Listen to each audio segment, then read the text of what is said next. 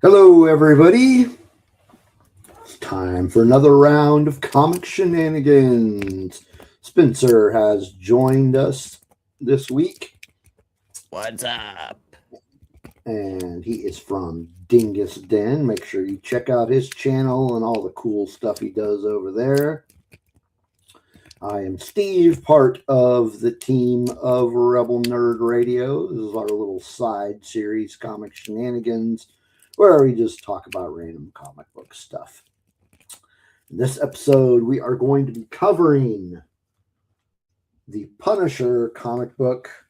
Welcome back, Frank. We'll get into that in a bit. But I thought we would start off with what have you been reading lately?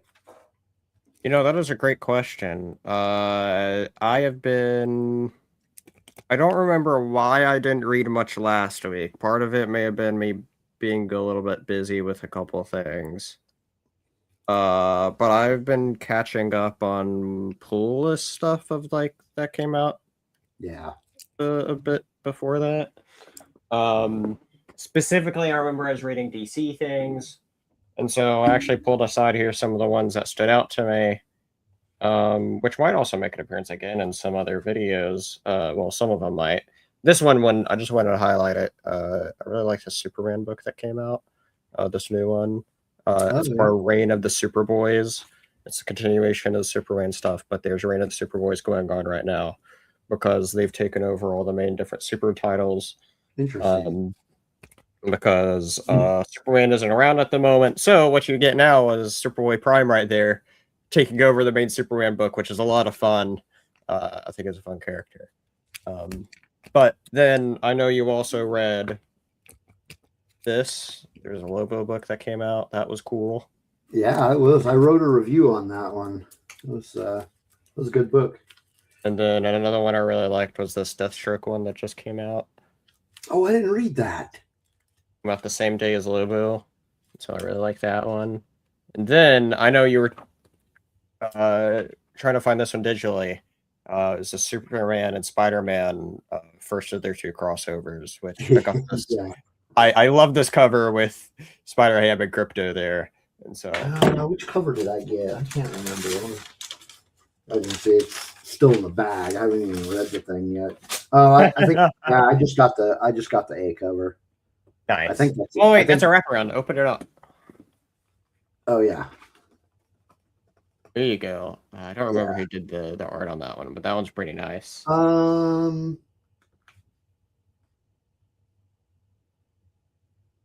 Jimenez. Yes. He's a really good artist. Yeah, I don't know why I haven't read that yet. I bought that thing like the week it came out. One other thing I'll share is a book that I just read this morning. The story was, I'll be honest, it's kind of just okay. I don't know if I necessarily recommend it, but the cover's too funny not to share, and that is The Amazing Moppet. Okay, little throwback to Spider-Man 300. Yeah, with Kermit there. So, those, I don't know, it is all right, but I got it mainly because the cover was great. So cool. Yeah, I've been reading a lot lately, like a ton. I got involved in this like online comic book club thing, and this month they were doing iconic Spider-Man stories. You remember? Weren't you going to do that as well? I was going to, and then I forgot.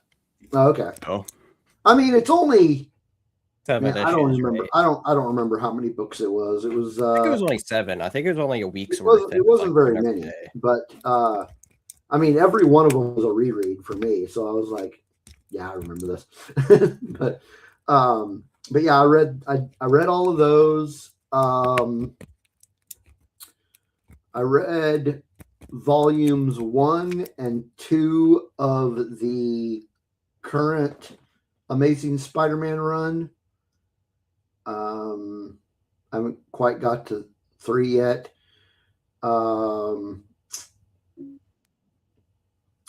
I also read the 3 issues of Amazing Spider-Man that were like the what's the word I'm looking for? Kind of like the prelude to Civil War. Okay, yeah. The other comic book club that I belong to is it's the one that they do at my my local comic book shop. They do it once a month, and this month's book is Civil War. Okay. So while I have not started the reread of Civil War itself, I did read the 3 Spider-Man books that lead up to it. Are you going to read much of the tie-ins for it? No, we are just reading this this one that includes issues number 1 through 7. So just the core stuff. I may go back later and do some reading of the tie-ins. I don't know. I thought about it because I know you and I had talked about doing doing a discussion of Civil War. So maybe we can do that. Maybe we can do that soon. Because I haven't really scheduled anything for what comes after Welcome Back, Frank. Hey, we got a couple guys in the chat room. We've got JD. How you doing, sir? What's up, JD?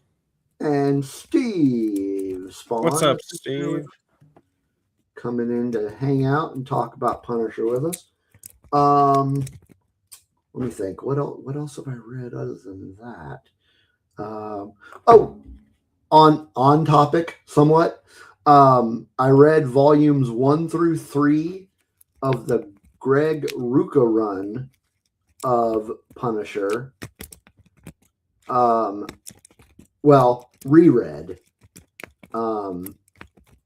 That is notable because it is the story arc where they first introduce Rachel Cole. Okay. It's a good story. I mean, the Greg Rucka run is pretty good. Speculation about yeah, character appearing. So we'll see. I'm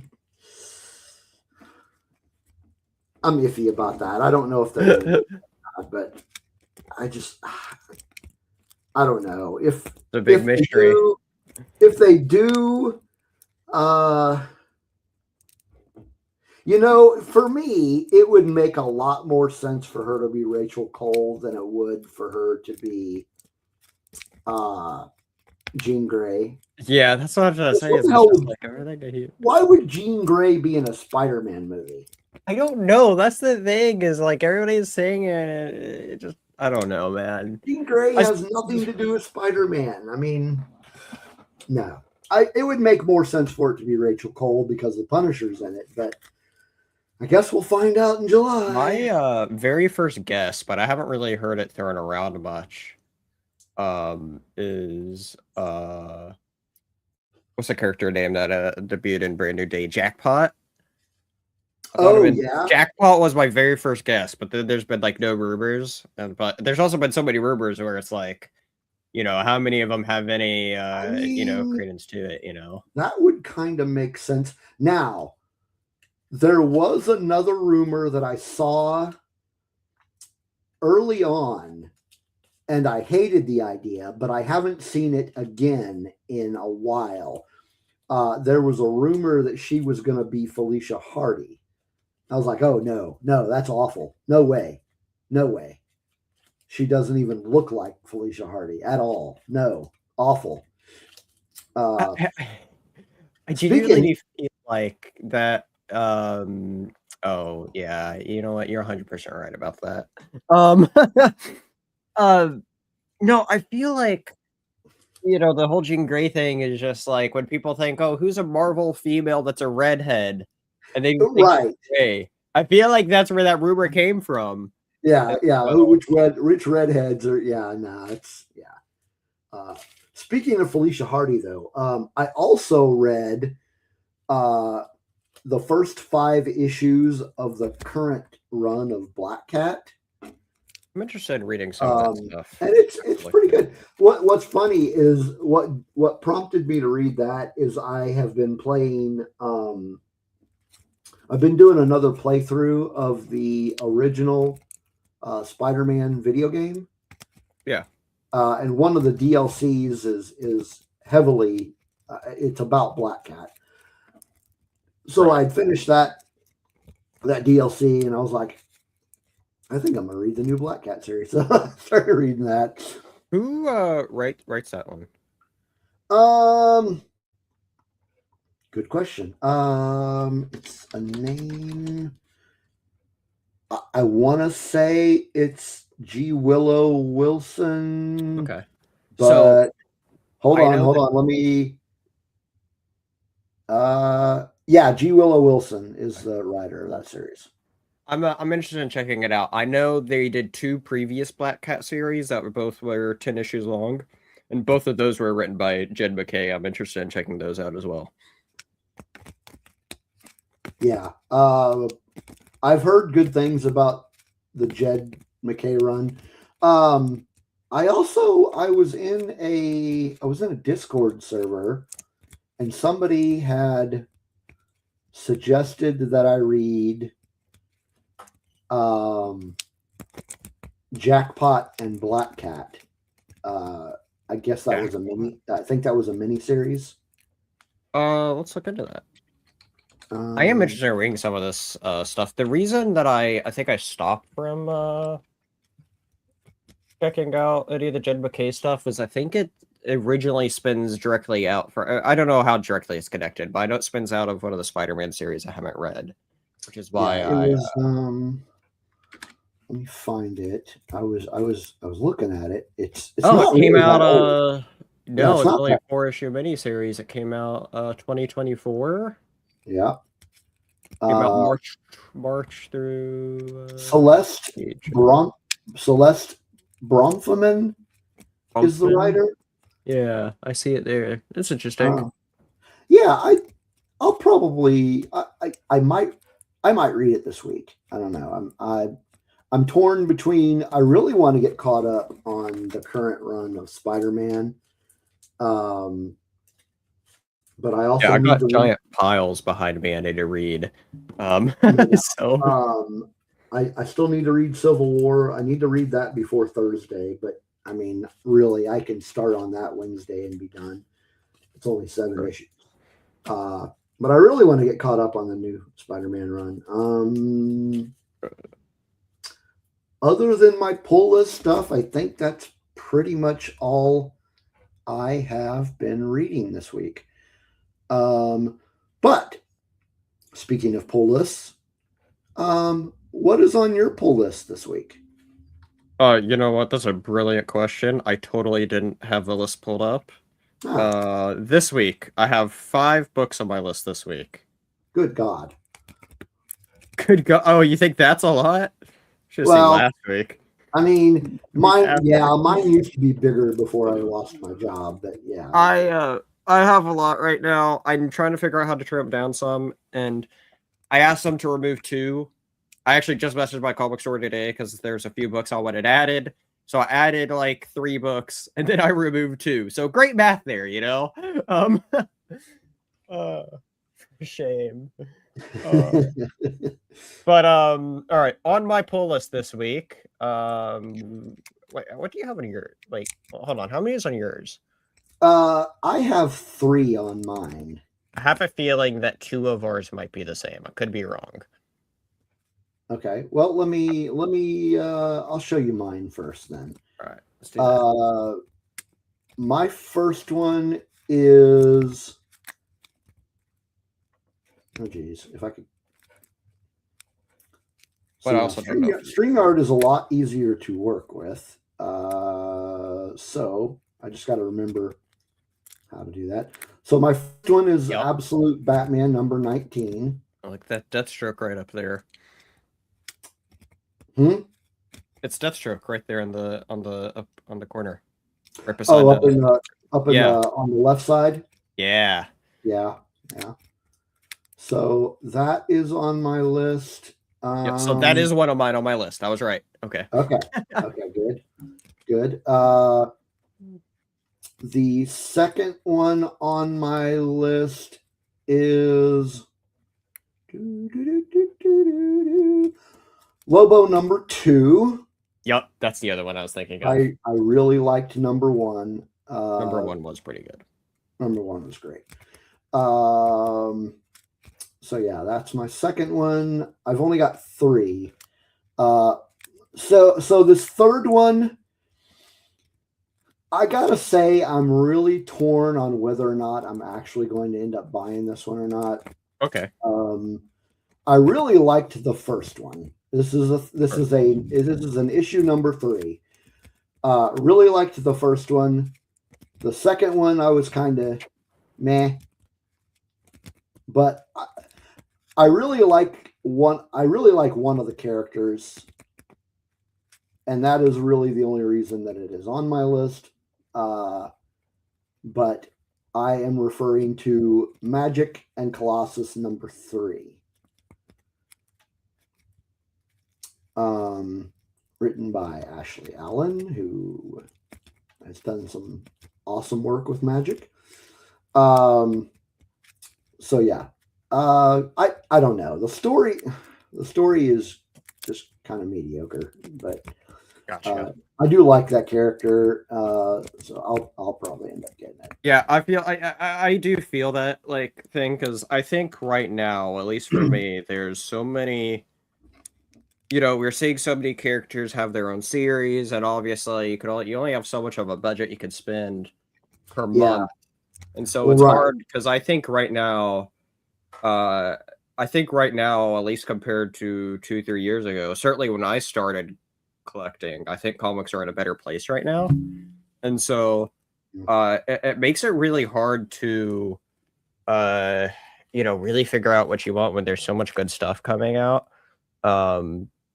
across the board. And so, but yeah, no, there's a lot of great stuff coming out.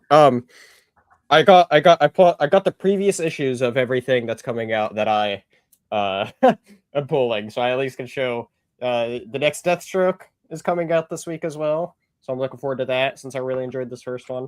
I actually knew a lot of people didn't like this. Not sure why.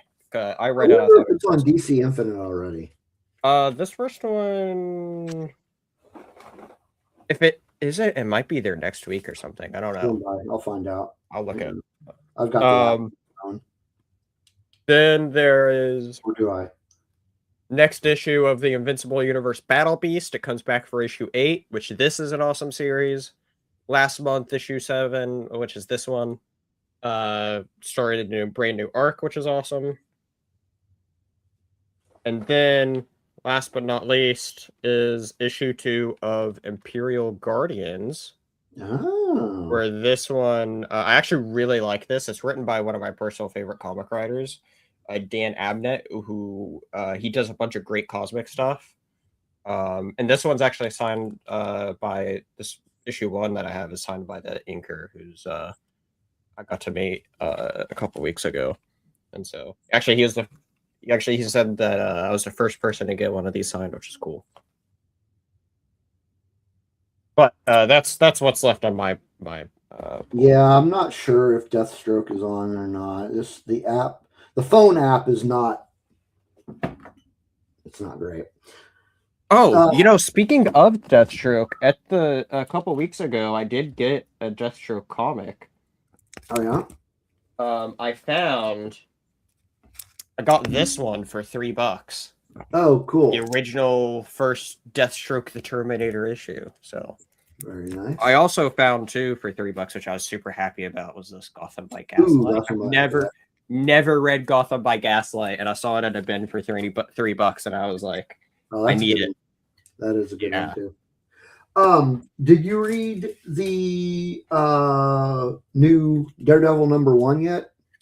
Oh, you know what? I really should. I forget about that. Read that. I'm so bad. So here's the funny thing about Daredevil #1. This new one written by Stephanie Phillips. Pulling it up on my tablet now for later, or else I'm going to forget again. Have Oh, that's right. I sent you the digital You cover. did. You did. So I actually, Steve, this is Steve. funny. I actually currently own 3 copies of this. I own the digital copy. Okay. I own the A cover. See? The A cover. Right, the main one. Yeah. Yes. And I bought a blind bag. And I did an unbagging. I don't remember when I did it. It's on the YouTube channel. Go check it out. I really like in the blind bag how they do these like protective sleeve type things. That must have been a newer thing because I know they had issues with part of them being damaged earlier. Yeah, but I like the cover of the sleeve. That is a nice art there. But the variant that I got is this one. Oh, that's a cool one. It's a good one. Now, here's the funny thing. it gets better or worse depending on how you want to phrase that. I was like, you know what? I wonder if I should get another blind bag. and I thought about it, and I was like, oh, they're all sold out. And somebody on somewhere on social media, I don't remember which one it was, had said that they were looking for a blind bag and couldn't find any locally. And somebody commented with, this company here has some left and they ship. And I'm like,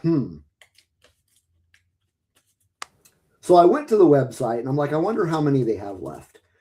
And I went to the website and I looked, and it didn't say how many were left, but it did say that they had some available to ship. So I wound up buying 2. So I've got 2 more blind bags coming. And according to the tracking, it will be here tomorrow. So I'm really hoping that I don't get the same variant that I already got. Oh boy. But the shipping was really, the shipping was really cheap, which was where my head was at, because the book itself was like $5.99 each. So I'm like, okay. Even for the blind bag? Yeah, for the blind bag. Okay. And so I'm like, well, let's see how much it's going to cost to ship it to me, because the company is based out of, I want to say, Virginia. So I looked at shipping, and it was like, the shipping was like super cheap. And I'm like, okay, I'm going to go ahead and get them. So I bought 2 blind bags. Well, wait a minute. Was it 2 or 3? No, I can't remember. It was at least 2. Oh, no. Yeah, no, it was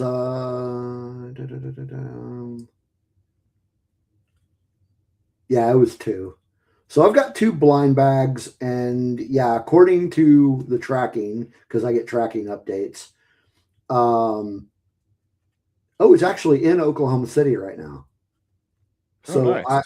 I'm expected to get it tomorrow. So yeah, I've got 2 more blind bags of Daredevil #1, which is ridiculous, because why do I need multiple copies of one comic book? I don't know.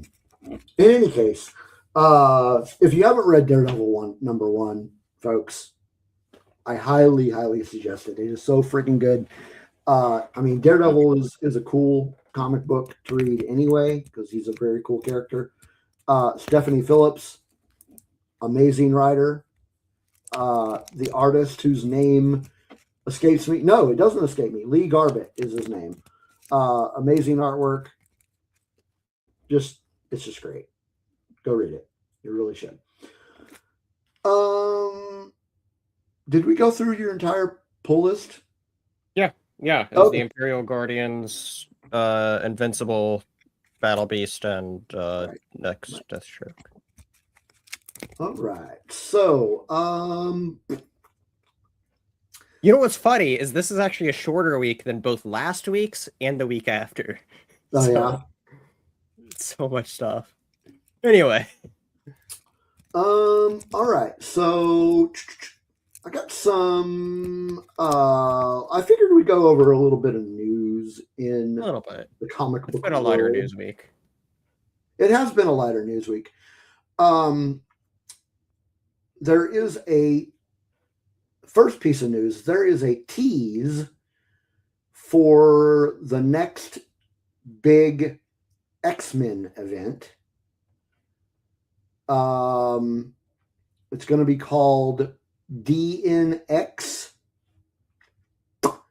Very little is known about the story. It's kind of spearheaded by Jed McKay, who is writing the current run of X-Men, not Uncanny X-Men, just X-Men. And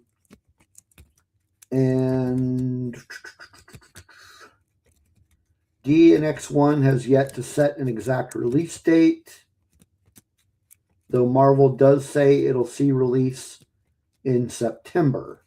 Crossover titles have yet to be revealed. So, like I said, we don't really know much about the story, but the here, I'm going to show you the picture for it. Dun, dun, dun, dun. Hang on, how do I? There we go. Yeah, I can't get the whole thing in the frame here, but it says Evolution is Contagious, coming September 2026. So, what is the story going to be about? I couldn't tell you. Yet. But Next week we're finding out, I think. But it's an X-Men crossover event, so we'll see.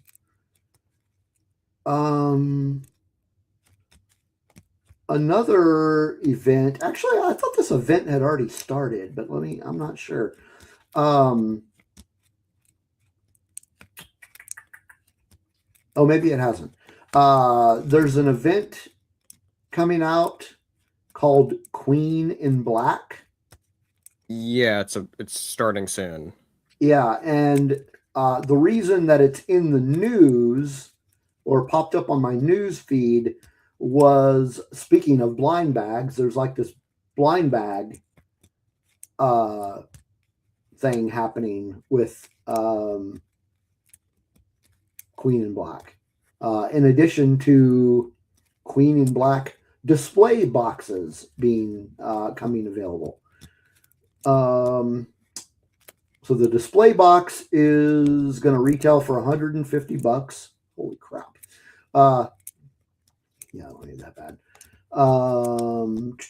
But let's see. So looks like there's a crap ton of variants coming out for Queen Black #1, which is being written by Al Ewing. I'm going to assume that this is there's a variant with your pal Jeff on here. I gotta pull this up though, because yeah, you gotta see this one. This one's yeah, look at that. See, oh my god. I haven't seen that. This is one of the blind bag ones I can get. This is one of the blind bag variants. See, I totally buy that on its own, but I'm not gonna see. I like that. Yeah, I have been reading. There's a Knoll miniseries coming out right now. 3 of the 5 issues have come out, and if you go up to what that Knoll looks like, it's setting up where, I mean, we know spoilers now because they tell about the story where he becomes like, instead of being the King in Black, he's now like the King in White, where he has this whole light power to him now, and so it sets up how he gets that stuff. Oh, this one's cool. Yeah. I'm interested in this event. I'm probably going to wait till after it's out to read, but I am really curious because it has a bunch of the cosmic stuff I like. Yeah. The only thing that's really stopping me is I think it ties both into Venom and Spider-Man, probably. And neither of those I'm caught up on. So I don't Yeah, know. I think I'll have to look into it. I figured you would like that. I I can't remember whether or not I read King in Black, but I'm wondering, do I have to read that in order to understand what the hell's going on with this one? See, my question is, I don't know what is necessarily needed to read Queen in Black, like, because it involves, you have a big Thor character involved, and then you have a villain, and then you have a big Spider-Man, well, actually, technically, no, Venom villain involved. So it's like, what's Yeah. really important here when neither of those characters have really been involved for what I know the setup of this? And part of the setup I know is that Knoll series, which I was just reading because it was another thing that I was like, Speaking I'll of check it out. Venom, speaking of Venom, did you read Web of Venom #1? It came out last week. I haven't got any of my books from last week, but no, I did not. I added a It, couple books to my pool that was came out last week, it and that wasn't was one though. it was all right. I don't think I'm going to keep reading it. It was fine, but it's not Oh, interesting enough for me to keep reading that series. I'm gonna wait till it hits the Marvel app for that. Yeah, that's understandable. Okay, what other news do we have? There is so if you aren't familiar, there is a new crossover series coming out in Marvel called Avengers Armageddon. And this is going to be a 5-issue event series written by Chip Zdarsky. And the news hits that there's going to be a new hero that will turn the tide.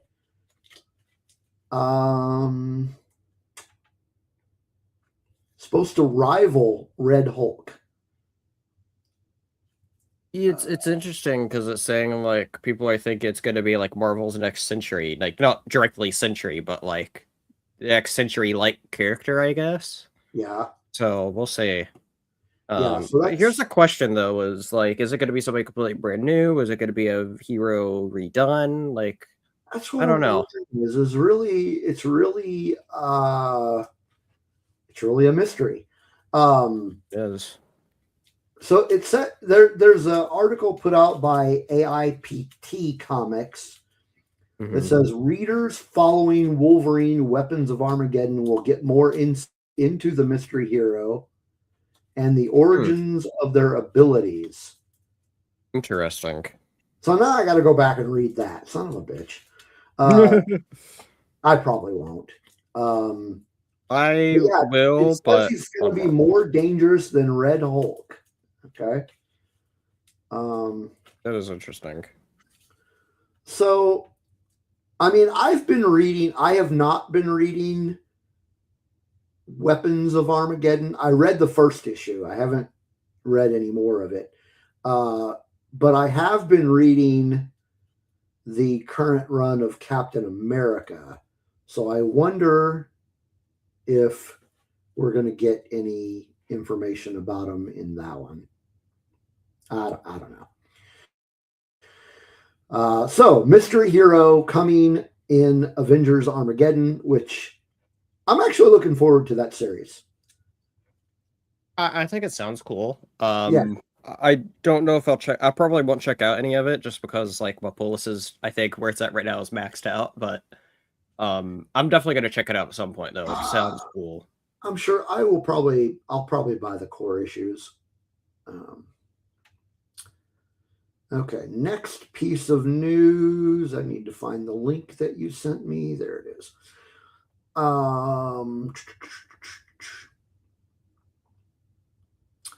Marvel's What If returns with multiverse twists for its 50th anniversary.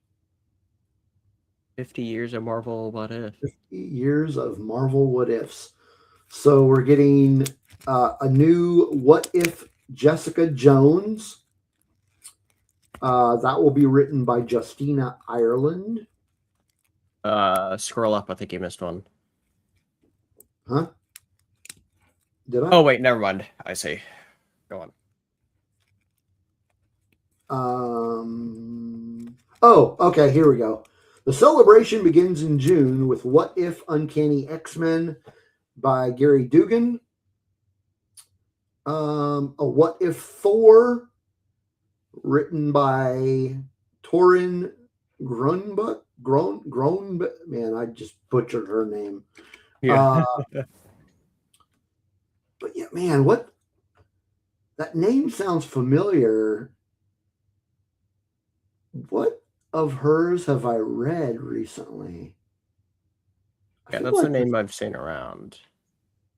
Oh, she wrote Realm of X, but I feel like there's something else that she has written recently that, yeah, I don't know.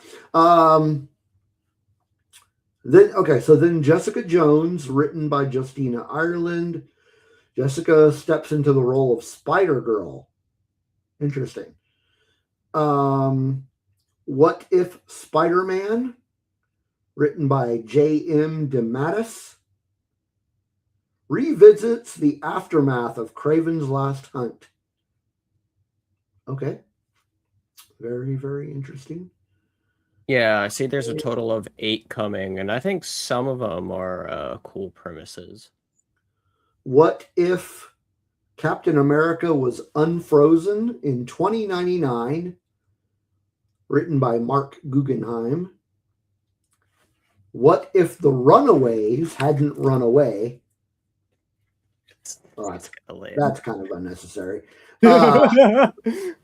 Written by Rainbow Rowell. Okay, that makes sense for to be writing a Runaways What If. What If Cassandra Nova killed Charles Xavier? Written by Ashley Allen.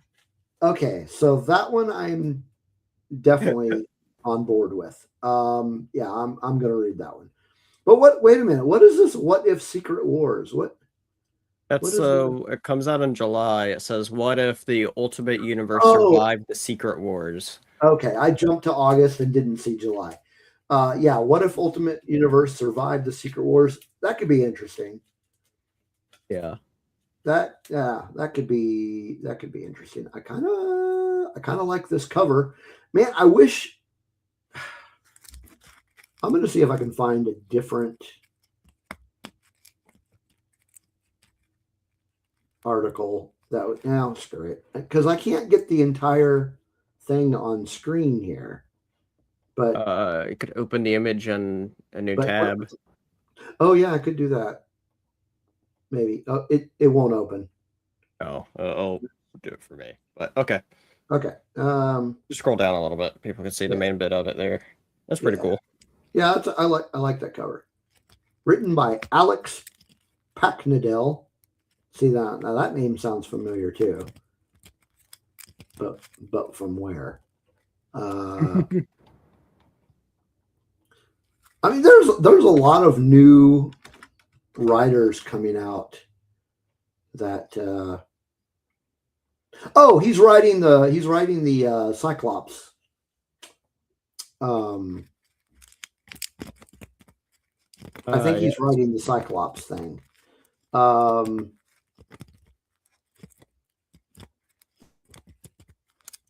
He wrote the Sentinels comic book.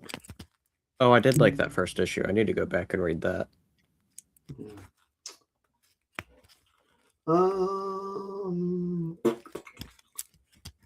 right. What else do we have? Oh, okay. I've got 2 more pieces of news. We've got the unveiling of the cover for Absolute Batman number 20.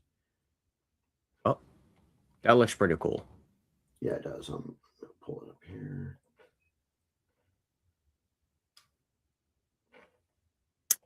That's pretty sick right there. Yeah, that's pretty badass. So it's got the Robin symbol. It's the Robins there, which is really crazy. And I saw a cool picture. Hold on, let me see if I can find it really quick. Where people kind of like matched who they think each of the Robins are, which is really interesting. And so But yeah, that's their version of Robins. On one of them's in a giant freaking mech, which is just crazy. Yeah, that's gonna be freaking crazy. I'm looking forward to it. I just read. I know I'm behind on this, considering that issue 19 literally comes out next week. But last night I finally read Absolute Batman 18. That Yeah, one's crazy. yeah. Now, Absolute Be- Batman's been yeah, so good. So I'm excited to see where it's all going. other DC. Well, I guess this is DC and Marvel news. There are a couple of new crossover comics, digital comics, coming out. Well, actually, they both dropped on Wednesday. It was surprise drops that both of them came out with, and I actually read both of them because I was out and about, and I was just like, okay, yeah, I'll check them out. And so on DC's so they're already out. Yeah, they were just ratably. They announced it, and then it was out hours later. Okay. So the first one we have here is the Supergirl Blade crossover, which is kind of an odd crossover. It's not one that you would think about, but how it's set up, it's kind of funny. Does it say who the villain is? Does it tell you who the villain is? Actually, I'll just tell you who the villain is. Okay, it's it's the X-Men villain Mojo. Is the villain in that? And the whole thing is like he's like, oh, we need to capture a damsel in distress, and then we need to have. Is odd. It's really funny. I like that one. Of the two, I think that one was actually pretty solid. And it has some funny bits in it too. So this is building on last year's digital first crossovers, including The Flash and Fantastic Four, as well as Thor and Shazam. Yes. Thor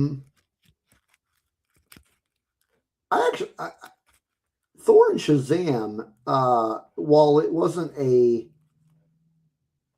single issue crossover event, they fought each other in the old I want to say 90s. I could be wrong. DC versus Marvel event.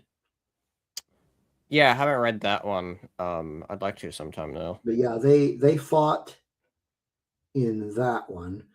The other digital crossover is Jeff and Aquaman. So yep. That was that's written by Kelly Thompson. Okay, well, that might give me a reason to read that one. She does like all the Jeff stuff, I'm pretty sure. Oh yeah, like Jeff is her baby.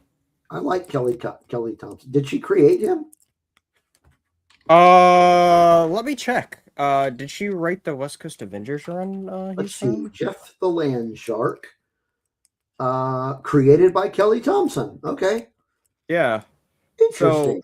So, I know he came out from the second arc of, I believe it's the 2018 West Coast Avengers run. Yeah, West Coast Avengers number 6 is where he first showed up. Yeah, I need to give that a read sometime. Yeah. Cool. All right. Well, that is all the news that we have this time around. Let's talk about some Punisher. So, gotcha. We know that Punisher is going to be in the new Spider-Man movie coming out in July. Punisher has been in Daredevil Born Again. He was in season 1. He has not shown up in season 2 yet. That doesn't mean he won't show up. But he also has a new series coming out in May called One Last Kill. Have you seen that trailer? Yeah, I'm looking forward to it. yeah, I'm looking forward to it. It looks like it's going to be a lot of fun. But we are talking about Welcome Back, Frank, which came out in 2000, written by Garth Ennis and drawn by Steve Dillon. You were saying earlier this was the first time you read a Punisher comic book? I think so. I've been trying to think if there's any I've read, and I don't think I have. I know there's a couple other runs, and this was one of them. There's a few Punisher runs I've been interested in reading, but I never got around to it. This was one of the big ones, though, and so Yeah, part of the this reason why I was. did this because If somebody were to ask me to recommend a Punisher comic book, and they'd never read one before, I would probably recommend this one. I would not recommend the story arc that preceded it to anybody. In fact, I would suggest that you burn any copies if you own of that. No, so this was this was a return to Frank Castle / Punisher in form, because the story arc that preceded it was called Purgatory, and it was a very odd story. I did not like it. It was awful.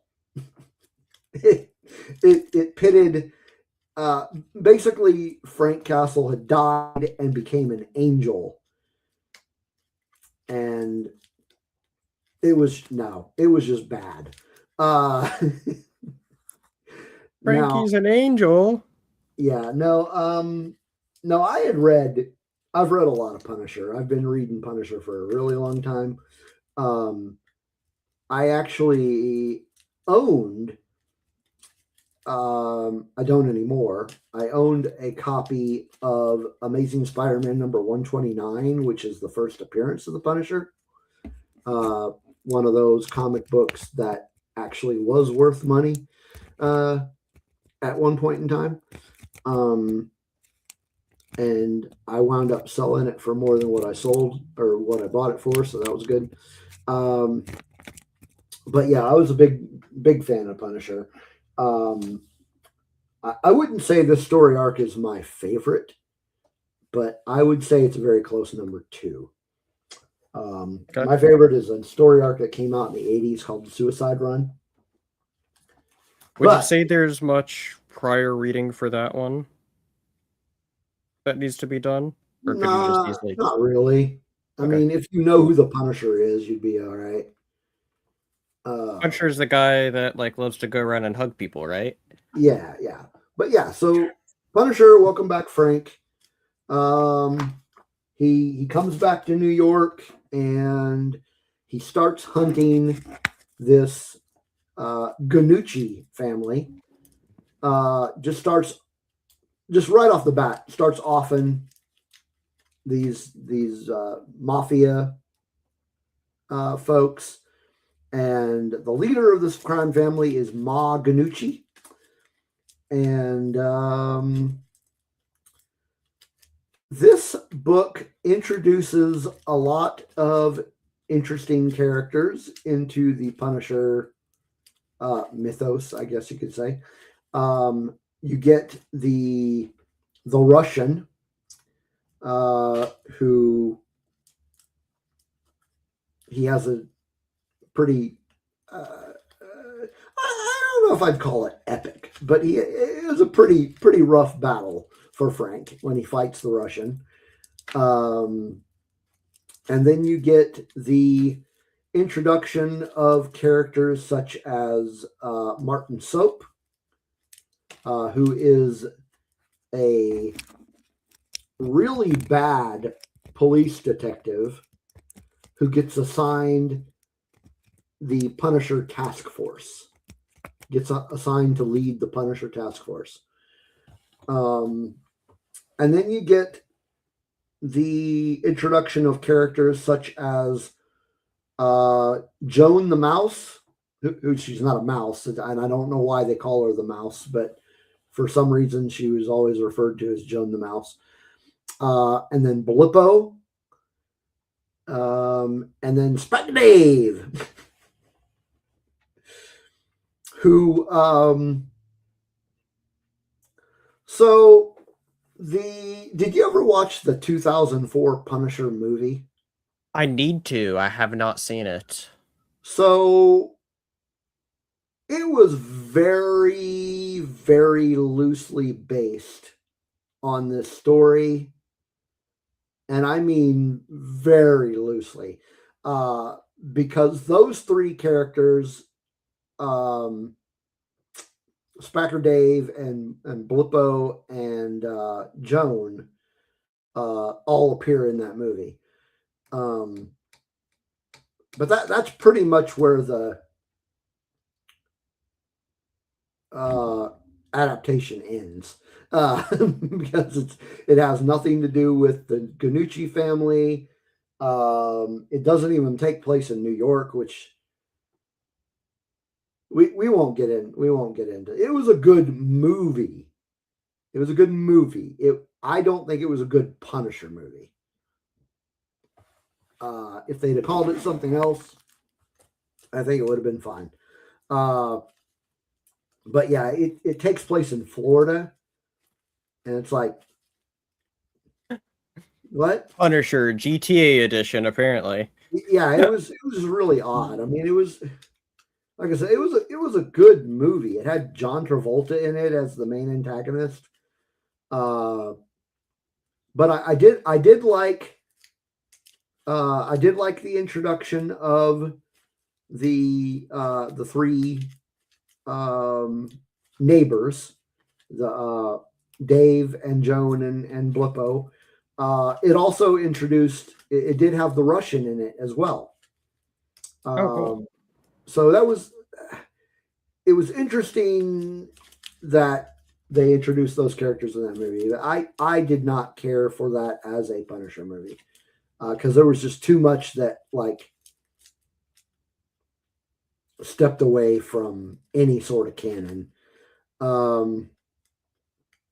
Like it made Frank Castle an FBI agent, and it was not good for a Punisher movie. But what were your overall thoughts of Welcome Back, Frank? Overall, I thought it was good. It was to start with, I thought the first I would say the first quarter of it, the first 3 issues, I think was its weakest. I thought I struggled to latch onto the story. So much so that I think that if it wasn't for me being here to review it, I probably would have stopped it because it really wasn't doing it for me. I don't think they were. Something about those issues I really struggled with getting into. First and three? I can elaborate on that in a moment. Okay. But after those first 3 issues, it was either, I think issue 4 was probably when it started getting better for me. And then I think issue 5 was when it really clicked for me, and I'm like, and from there I thought it was really good. But it was a rough start. Like, I have a general rule. I don't know what yours is, right? I mean, obviously when you're buying them, it's different. But like when you're going back and reading something like digitally like this, I like to try to give it like a general rule of thumb of if it doesn't fully latch me by 3 issues, I'm just going to be done with it, you know? Gotcha. And like I said, those first 3 didn't do it for me. Interesting. By the way, that character's name is Bumpo, not Blippo. Bumpo, yes. I know Bumpo. where Blippo came from. But so what were your thoughts on the artwork? I thought the art was really good. I did like the art style of it. Yeah, it was good. Did you notice that that there was a huge difference between the artwork in the book and the covers. That I did notice. That was Yeah. very Completely noticeable. different artists. That is true. Like Steve Dillon had nothing to do with the cover art of any of these issues. No. The guy who did the cover, his name was Tim Bradstreet. He made some cool covers. Yeah, no, they were good. Good, they were good covers, but completely different from the artwork that's inside. Now, that being said, I agreed. I loved the artwork in these.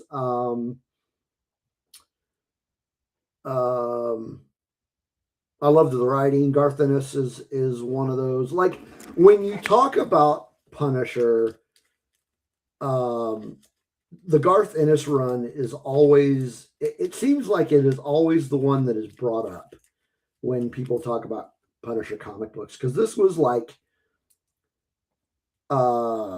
this was Frank.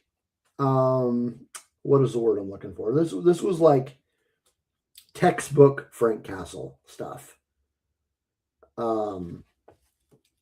This was him doing what he does, and it's like it starts off with like the first panel is him telling this guy to get a haircut, and he's got a gun to his head, and apparently he had just finished up this clearing out this drug den, and the guy is he's like the guy who he lets go away at first.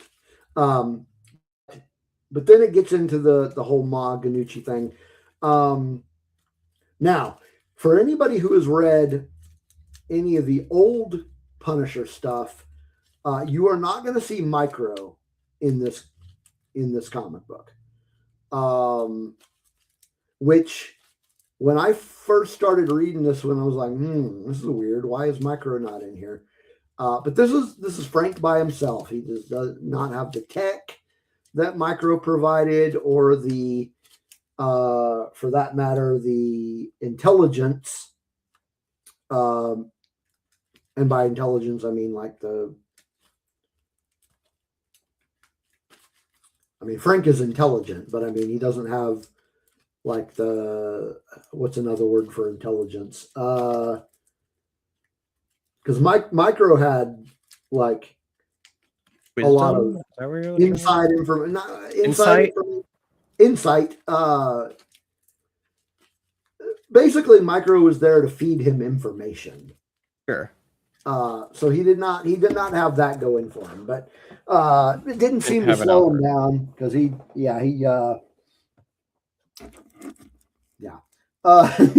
now, one of the funniest parts of this series is when is early in the series when they're at the zoo, and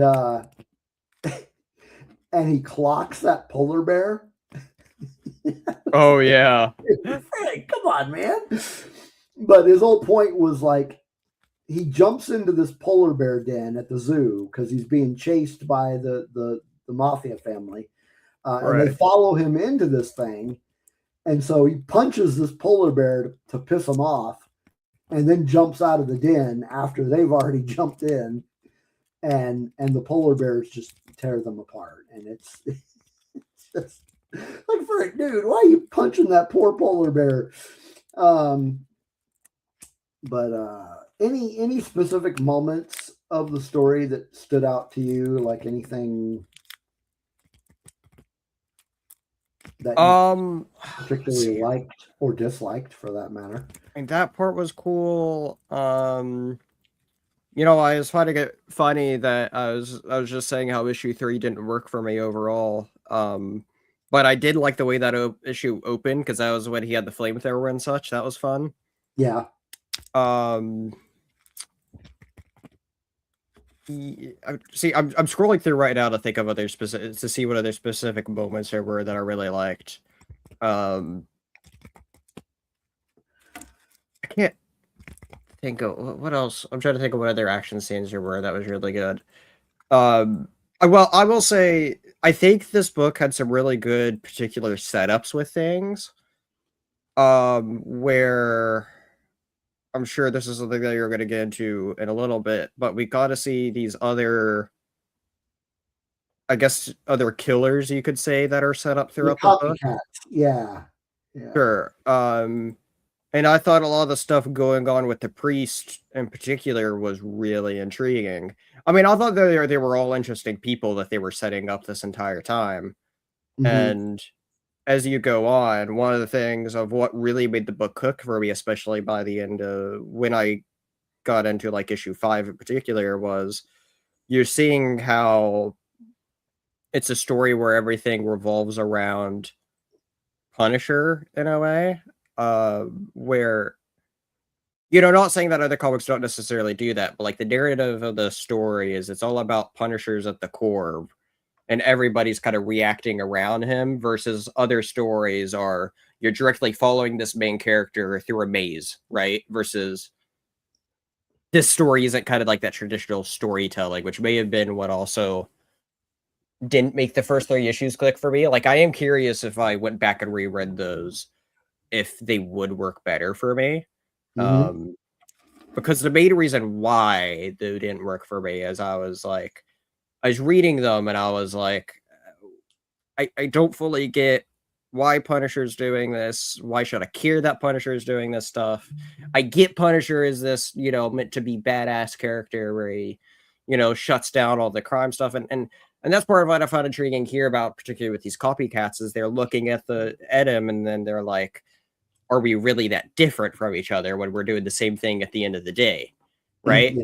Yeah. And so, when it gets into that sort of thing, I found it really interesting. But at the beginning, I just found it hard to click with. Yeah, I mean, a lot of it maybe is the fact that you aren't super familiar with the character in general. Maybe. Well, I mean, that's the thing. It's I like I mean, know who Punisher's meant to be, and I get the point of his character. It's just I don't know. There's just something there that I felt like was missing for me to latch onto, for me to really care I about. got you. I get you. Um, Um, but yeah, like I said, I don't know. no, I can understand what you're getting at there. But yeah, so those three copycats, that was kind of a subplot within the plot, if you will. Mhm. You had Payback, or Mr. Payback, depending on where in the story you're reading it. Is a guy who I think his motivation was he got fired from his job and is really anti-corporation. So he goes around killing corporate people. Right. And then you've got the Holy, who is a priest, and his motivation just seems kind of his seemed kind of odd. You see, I It found kind of his the came most out of nowhere. interesting. Well, I mean, I don't know. His was like, "Oh, you confess a sin to me, so you must die now because of your sin." And so, I mean, it's just Yeah, your religious crackhead, I guess. And so, um, yeah, I don't know. I thought he was interesting. Uh, yeah. I will I mean say, Payback is the one I found the least interesting of them. that The that again, yeah, Holy, and the other dude that you're about to get into, I thought were the most interesting of them. yeah. So I would agree. Payback is the least interesting. Um, the Holy was just kind of, I don't know. I mean, he was just kind of odd. But then the third one, he calls himself Elite, and he's an odd duck, man. He's like this guy who like takes neighborhood watch to the extreme. He's basically like, he starts off, there's like these drug dealers driving through his neighborhood, and he's like, this is a nice neighborhood, we don't want you, and then just starts capping people. um i thought I thought the thing with the dog was, he So That was brutal. That was yeah. It's like the dog's pissing on the street, and he kills the dog, and it's like, really, dude. I don't think there's jerk. any better way to make you hate a villain. You know Exactly. what I mean? Kills a And they freaking did an dog, extremely man. well job at that. And he doesn't see himself as a villain. No, not at all. None of these guys do. And then No. toward the end of the, I can't. I want to say that's maybe issue 10, maybe 9 in there, somewhere in there. Sure. Because I've got the trade paperback, so I don't really. But they all three of these guys get together. Like they get together and they like form this team of vigilantes, and their whole idea is they're gonna get with Frank, and he's gonna be their leader. Now to spoil it, that does not go well for them. Punisher does not end up becoming their leader. He is not a fan of their work. So again, spoiler, after he gets done with the whole Ganucci thing at the end, he tracks these guys down in their little hideout, and they're like, yeah, they're so happy to see him. And he's like, you're a Nazi. And he just destroys them all. That's like the last scene in the series. He just blows them away. He is not. And this is indicative of Frank. He is not a fan of copycats. Sure. Like, this has happened before. There have been Castle / Punisher copycats before, and he is not a fan. He does not. So if you aren't familiar at all with Punisher, if this is the first time you're ever hearing anything about Punisher before, Frank was a military veteran who was at a park with his family, and his family they all get murdered by the mafia. And depending on what stage of comic book series you're reading, why they were killed is different. But they kill by the mafia, so he basically just goes on this all-out war against the mafia, and that's pretty much his motivation. Is right. He doesn't want this to happen to any other families, so he takes it upon himself to destroy criminals. But he doesn't kill innocent bystanders. He's got a code. He doesn't just kill anybody. He's not going to kill a dog for pissing on the street. Or somebody trying to sell hot dogs, Right. I mean, he doesn't kill him, but he just blows it up. But still, that was another thing. Again, the dude Elite is just a guy that you're like, this guy is an asshole, man. He's like, the what is he called? The Elite? Like, he's what an elitist that guy is, and it perfectly shows.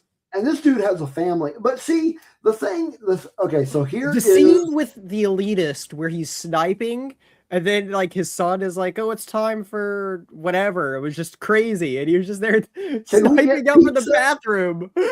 Yeah, can we get pizza? Did you finish your homework? Yeah. And he's just wrapping up sniping for the bathroom after like a shower or something. It was crazy. Yeah. It's just, but yeah, you don't get a whole lot of insight into what his motivation is, other than he's just trying to protect the nice neighborhood. Yeah.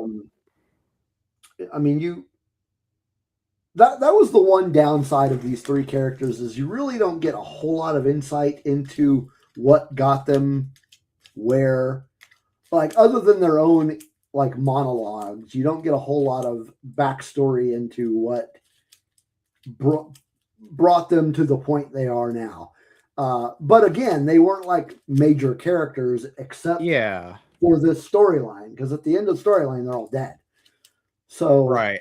I will say, like, not that I wasn't expecting them to live or anything, because I was like, sure, I'm expecting obviously that they'd come across Punisher and that they die because it's Yeah, Punisher does, right?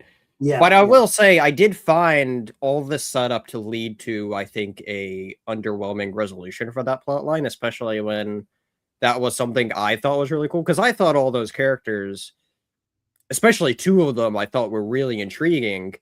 And then Punisher instantly comes across them and kills them in like one page. And it's like, so all this Punisher was just for a page for nothing, you know? And not saying that that doesn't fit Punisher's personality and what he does. It was just like the storytelling aspect of it. It just felt underwhelming to me for a reader. You know what I mean? Of like, yeah, yeah, oh, that was cool, and then it's just nothing. Or little to, you know what I mean? I just wish yeah. I there would mean, have been a little more, you know? so it makes you wonder if these guys were really necessary to the story. Yeah, that's the thing of like, I do think like I honestly would have rather had another or have them be like the follow-up arc because I thought all those ideas were genuinely interesting. Or if they would have just saved the whole last issue to be about him facing against them or something, you know? Um, but instead that issue was like 70% a epilogue and then a little bit with them, you know? And Yeah, so yeah. yeah, I don't Um, know. They could have done something better there because, like I said, those characters, the lead up with those characters had some moments that I thought were. I really like seeing cool villains, and I think they were cool, deranged villains that ultimately I felt like went nowhere. yeah, yeah. So that's why I get to the whole like were they even necessary? Because it's like Right, right, all yeah. this build up. It felt to me like Garth was writing these characters in as filler on purpose because he I just guess at needed the end some of the fill. day, maybe.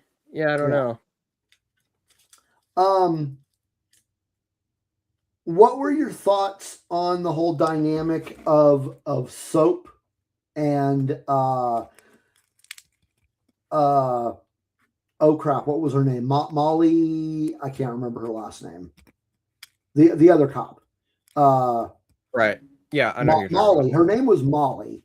Uh but yeah, I'm pulling up her last name because I can't remember her last name. You're all good. Von Rich.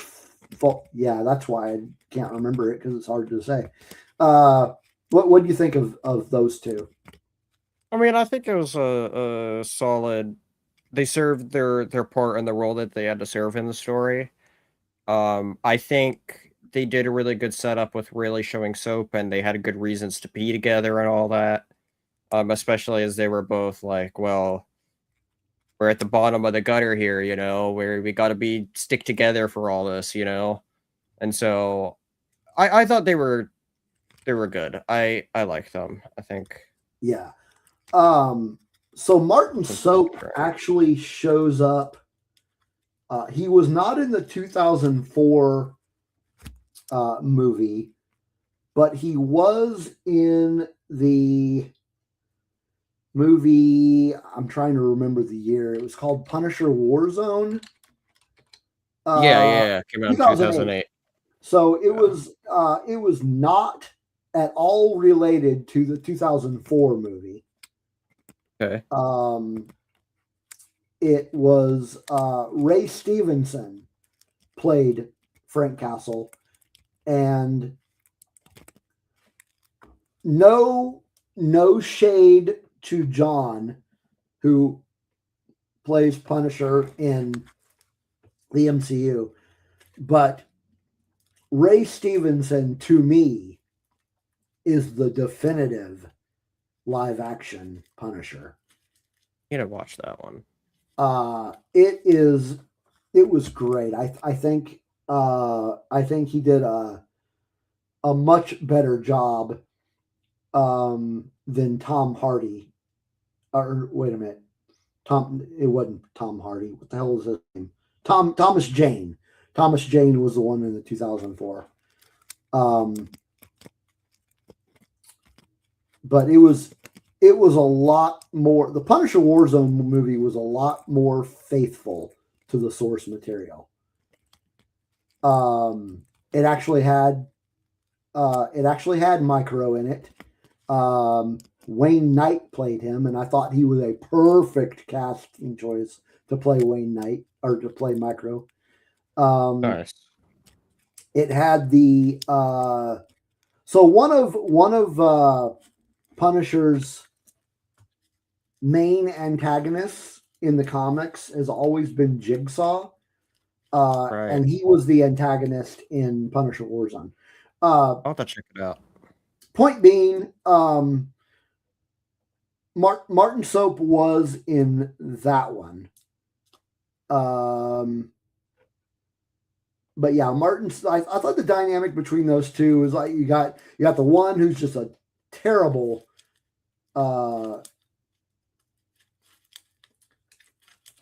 Chris, I was actually talking about this to somebody a couple days ago because we were talking about I don't remember how the conversation come up, but like I was rewatching the first season of the Punisher series, and I'm like, wait a minute. Isn't that the guy that plays the Thing in the Fantastic Four movie? I'm like, so the dude is already in the MCU. Why would you cast somebody that's already been in it? I thought that was a little strange. But yeah, you've got this detective, Martin Soap, he's just so his whole thing is he has bad luck. But right. Really, he's just a bad detective. He's just not good. Like I will say, the thing that happened, a dude to commit suicide, and that was crazy. I was just about to mention that. That is crazy. Like, I was like, is it really? Like, that's the thing is like, he had that one moment where he really went off on him, but like, to me, I didn't feel like that was that out of line. You know what I mean? Of being like, you just try to set the record straight of you need to be more helpful here, you know? Like, yeah. And so, but yeah, no, that was a crazy part. That was messed up. It was. It really was. But yeah, I thought that dynamic was pretty good. So there is a go ahead. No, I was just saying that we were talking about these other Punisher movies that's happened. Yeah. I was just trying to find where to watch them. As far as it looks like, the only way you could watch the 2004 one is to probably sail the seas for it. I don't see it on sale or around anywhere to watch. Like, you can't even rent it or anything. Weird. The Warzone, though, you can rent, and I see it in like a place or two. So, but I don't think it's necessary to watch the 2004 movie. Yeah, but it's like, I don't know. Part of me just likes to be a completionist of like, if I'm going to watch a series, I want to try to like watch both of them. No. You know, it's just annoying because it's like, it's not a bad movie. It's just not a good Punisher movie. It was before the big hit of comic book movies hit. Yeah, I mean, sure, it was after X-Men and Spider-Man, but you know what I mean. Yeah. What were your thoughts on the there was an interaction that happened in one of the issues between Punisher and Daredevil. So Daredevil shows up in this story arc. And so here's where I want to ask you a question, because you are much bigger fans of both of these than you. At this moment in time, did Punisher already know Daredevil's identity? I don't know if he knew that Punisher or that Daredevil was Matt Murdock, but he knew Daredevil because he'd interacted with him before. So, because part of my problem with the issue is that it seemed very convenient with how all of that came about of him on the rooftop and all that. And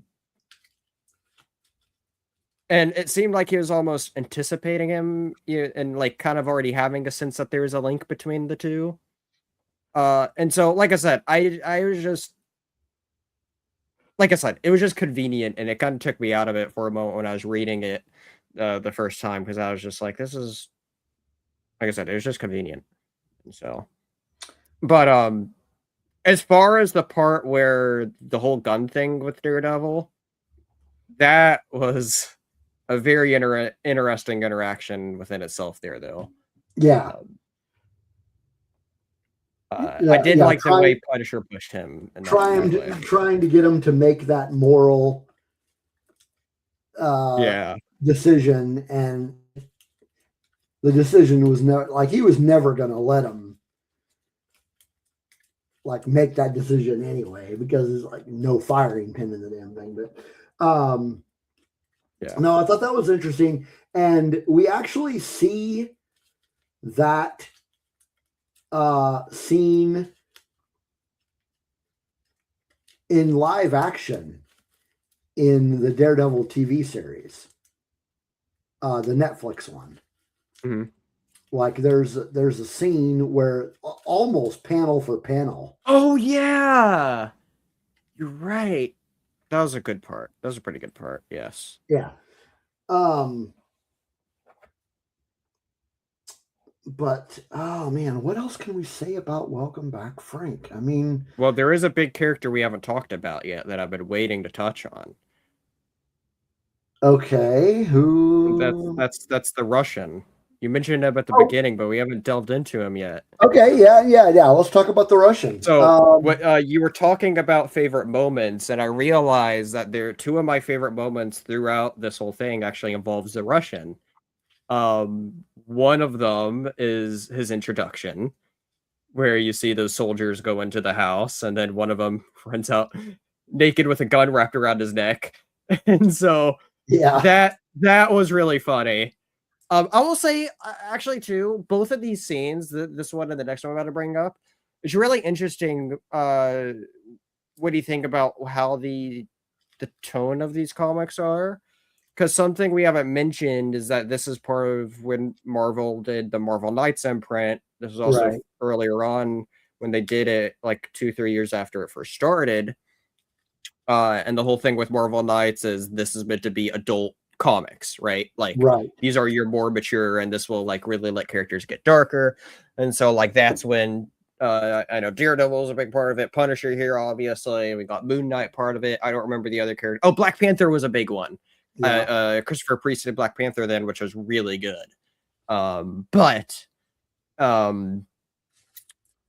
Anyway, most of the story leading up to the I mean, there's been a couple things here and there that felt very comic-y, but like when you have the mindset of being this is meant to be very mature story, you wouldn't expect so much sort of comical interactions to happen, you know, especially like somebody like the way the house scene happened there, it seemed kind of old school cartoon-esque, like, you know, like old school, like Looney Tunes almost, you know, where you go in and it's like bam, boom, choo, choo, you know, like the old school sort of fight scene where you go in, people fight, and you see the dust cloud, and all you see is the noise bubbles of what's happening and all that, right? It kind of felt like that to me almost, and especially after that when you see the guy run out naked, it's just like, oh, okay, like this is just comic-y, right? And not what you'd expect from something when you think of a Marvel Knights imprint, right?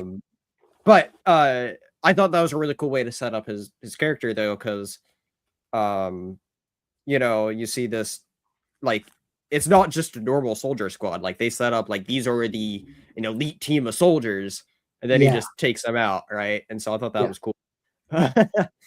The other part I really like was actually, and also very comical, was how he got taken out at the end. Was he got crashed into what's his name? What's his name? Bumpo. Bumpo, thank you. Frank gets crashed into Bumpo's apartment. And he sees all the pizza, and he's like, "How old is this pizza?" And he's like, "I just got it." So he throws the pizza onto him and burns his face. And then he's like, "Lay on him, Bumpo!" And what a way to kill him! But like that was just so funny too, and also very comical because it's like you wouldn't see that ever happen, and like a Punisher show or Born Again or something like that, And so here's a spoiler. Here's a spoiler. This is not the last you're going to see of the Punisher of the Russian. That makes sense. But the Russian, he actually ends up getting resurrected as a cyborg. Yeah, he ends up becoming a cyborg. Interesting. So yeah, but you do bring up an interesting point. I think that Welcome Back, Frank, as a whole, does walk a very fine line between satire or being funny, if you will, sure, and then the brutal, like just the whole brutality of Punisher himself. Yeah. So I think there's a good balance. No, I'd agree. I did like that. That was a welcoming balance of something I was expecting, but I really liked it. Yeah. Like, so you've got the Marvel Knights, which is supposed to be darker storytelling. And it does touch on that because it is pretty dark in that it goes around killing all these people, but that's kind of what he does. But yeah, the whole comedic moments, good balance between those two. Yeah. There is another comedic moment I also have to mention too that I found hilarious was what's that main lady's name? Miss Ganucci, is that right? Or Miss Ganucci? Magana. So okay, the polar bears leaves her without all her arms and legs, right? So she just has stubs, right? And then in her final moments, she jumps out the freaking window. That whole final confrontation there is just like so funny. Like I said, yeah. It's funny. One of the I don't know why I find this funny, but there's the scene in the hospital where she's like, "Dimwit number 2, kill Dimwit number 1." Oh, yes. But that's my buddy. Okay, Dimwit number 3, kill Dimwit number 2 and Dillon number 1. Yeah, man. That was funny. That was brutal. But what I was almost expecting from her though? And maybe it was just a case of the timeline because I don't know how much time passed. To where maybe she didn't have the time to get something like this. But I found it interesting that she has these advanced robots that help take care of her, right? Why could she have become part robot? Like, it seemed like that we could have had something like that there. Yeah. But anyway, they could have dived more into they could have made her. But actually, her being a stump and just trying to bite Punisher was also really funny, and I'm glad we got that bit. And then he just kicks her like a football. Yeah, yeah.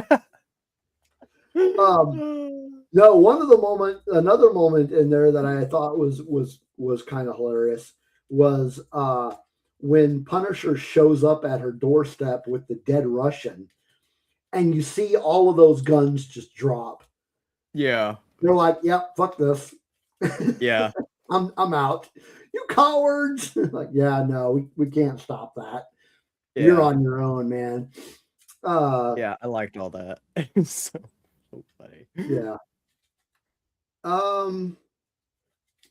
We touched on it, but didn't dive too much into it. Okay. Let's talk about the artwork again. Oh, yeah. Do you think that Steve Dillon's artwork and his style matched the tone. So let's put it this way: when I first opened up the book, it was a little more comic-y than I was expecting compared to what the cover shows, right? Like we already talked Right, about how different those right, are.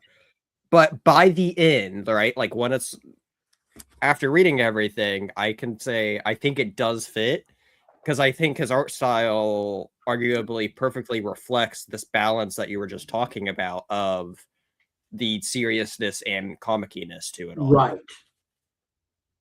right. I think it fits really well. I think it sells it. Yeah, It yeah. sells that balance. Hey, Bear, what's up, man? What's up, Bear? We're just talking about the Punisher. Welcome back, Frank. Welcome back, Um, Frankie. welcome back, Frankie. But yeah, it definitely sells that balance. I think his overall style, it's very clean. That's the one thing I get out of his artwork, as I just think it's very. I can't think of another way to explain it, but it's very clean.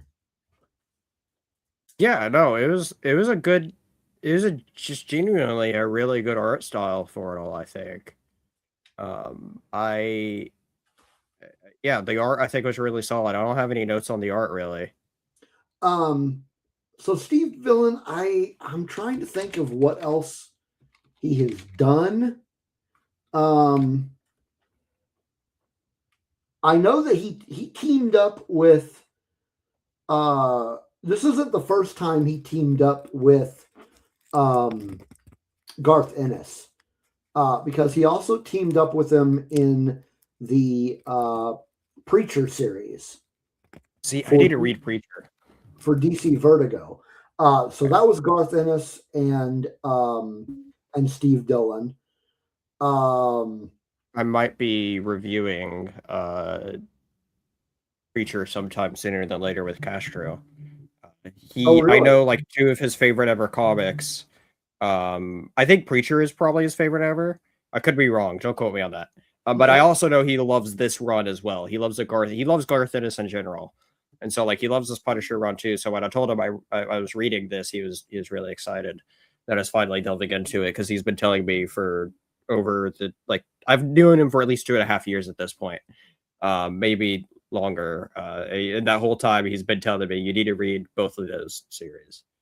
Yeah, no, I definitely get that. I'm trying to remember. Did he work with Garth Ennis on The Boys? And I don't I need to read that. remember if he did. Huh.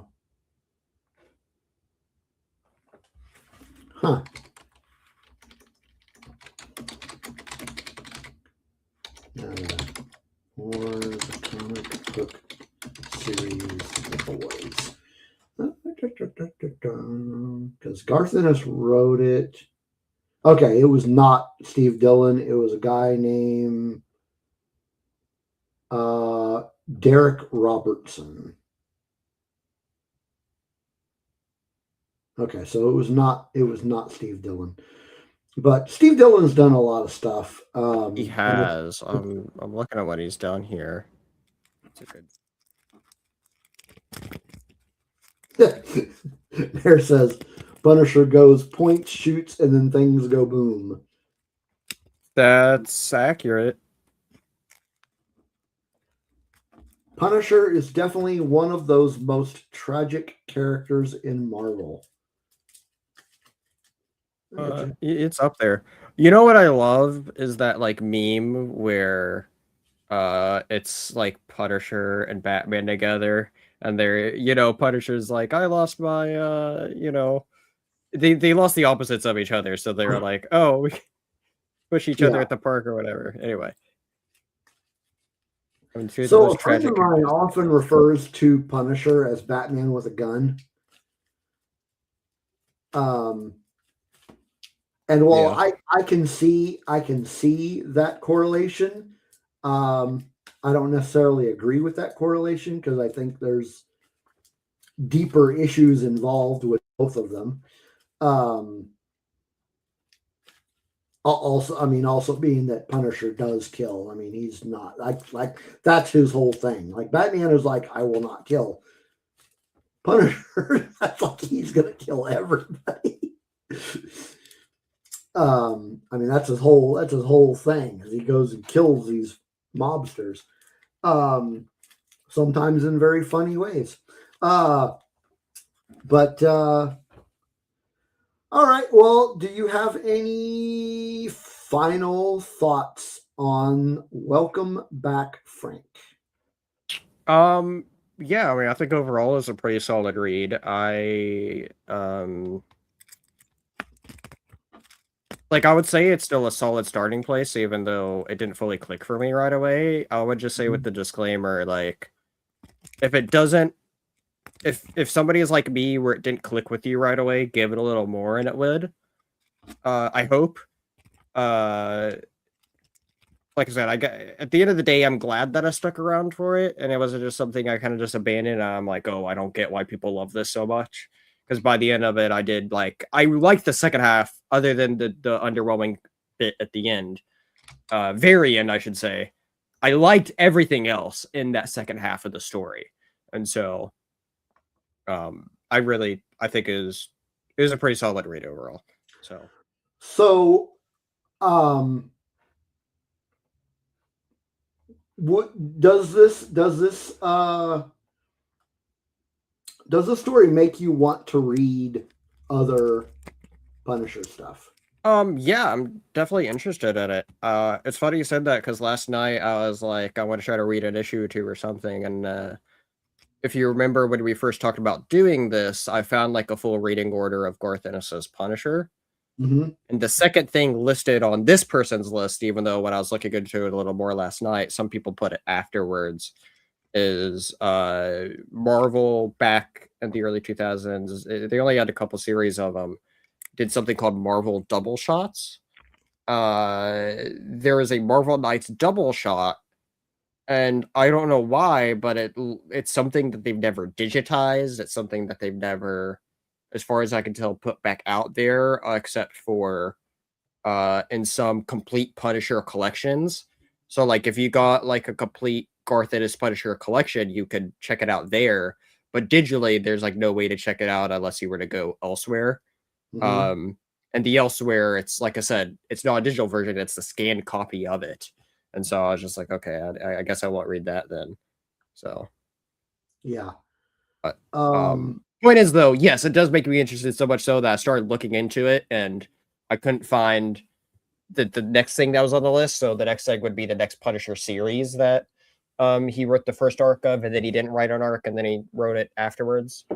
And so, because this was what, the 2000 Punisher series, so 2001 Punisher series would be next, which he wrote the majority of. So I would be interested in it. It's something that is on my radar. Something else to add to my massive reading list. So I'm gonna put this in the show notes, but while this is definitely what I would say is a definitive essential reading for if you want to get into Punisher, this would definitely be up there on top of the list. I would put Suicide Run there as well.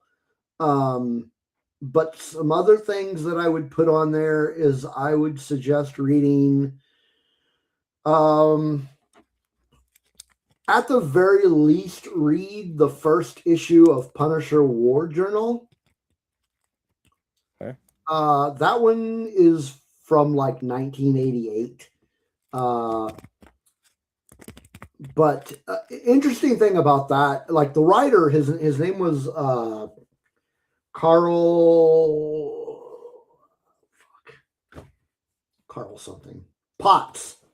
Potts. But who he was also, he not only wrote it, but he drew it as well. But interestingly, Jim Lee did the ink work on it. Oh, Yeah. early Jim Lee. Yeah. I was reading that. Oh man, I had forgotten that he was the inker on it.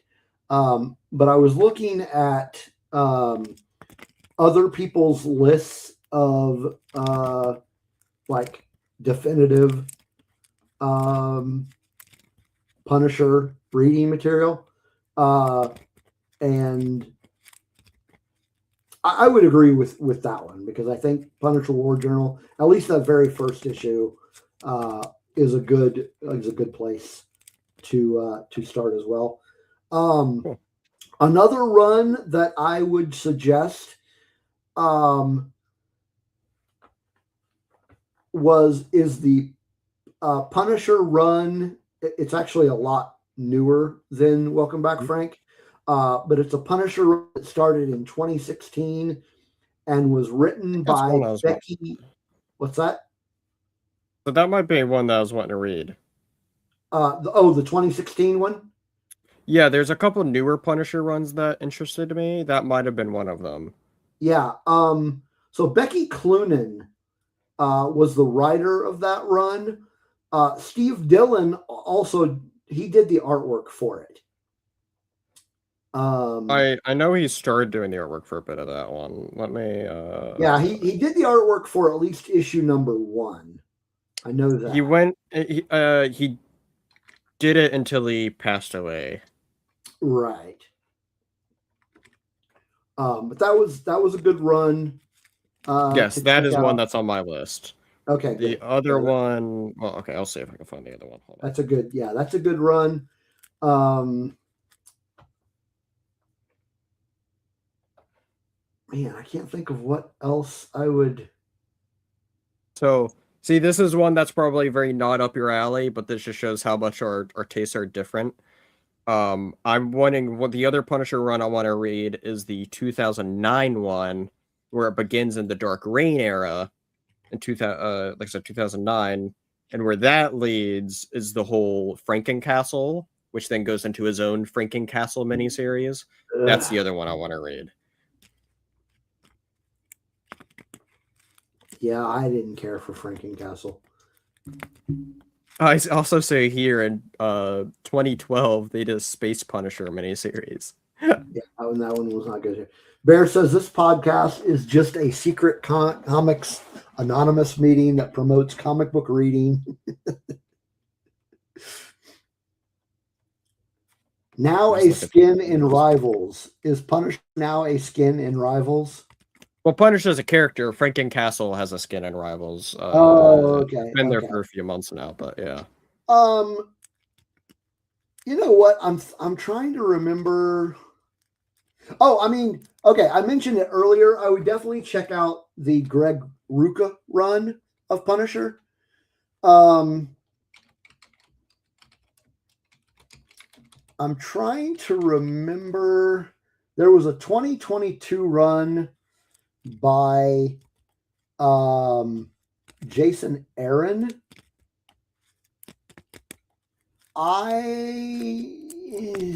I don't remember if that was good or not, but I may read. But Jason Aaron is a good writer, so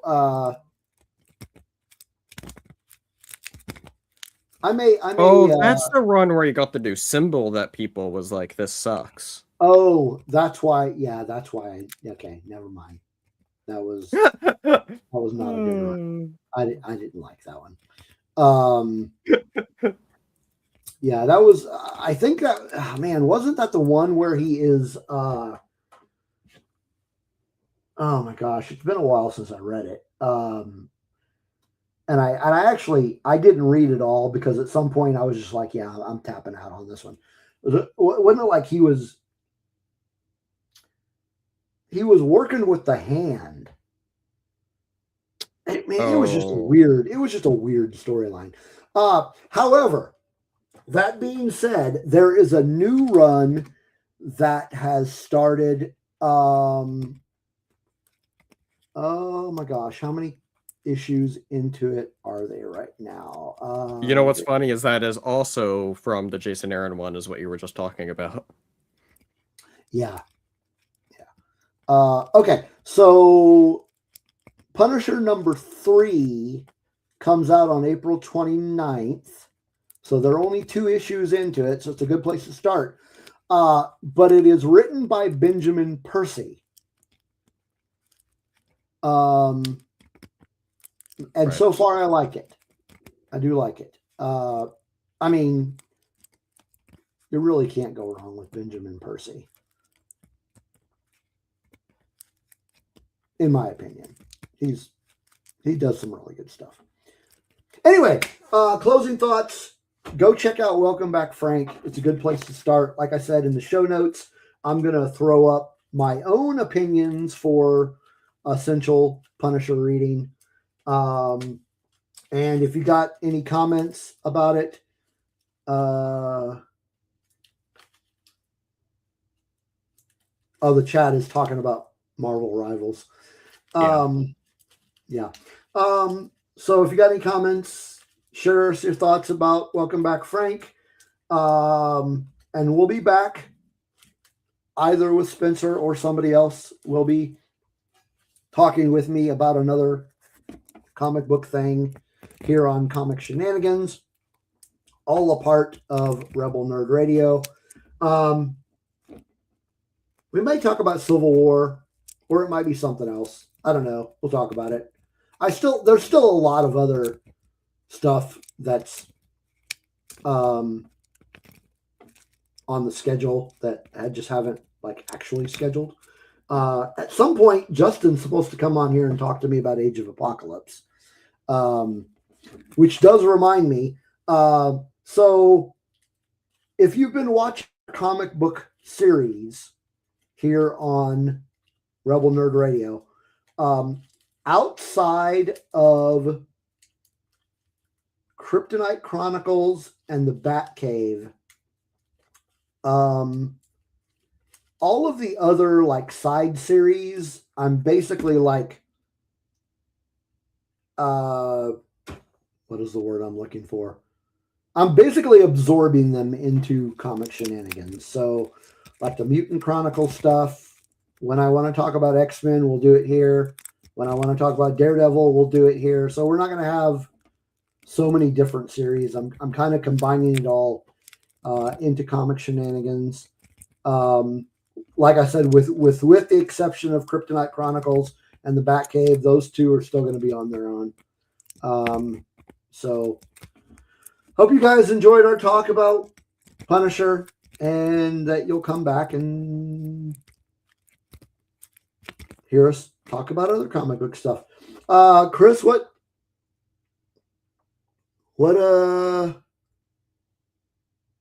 May 3rd Star Wars issue episode? I'm not sure I can answer that question because I'm not sure what you're asking. I think it's a suggestion since that's a Sunday. Yeah, day May before Star Wars 3rd. Day. Oh, May 3rd. Okay, so the day before Star Wars Day.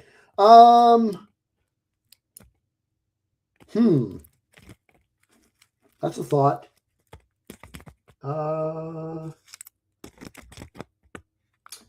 You know what? I have an idea for that. I need to get with somebody that I've been talking with about a specific comic book to talk about.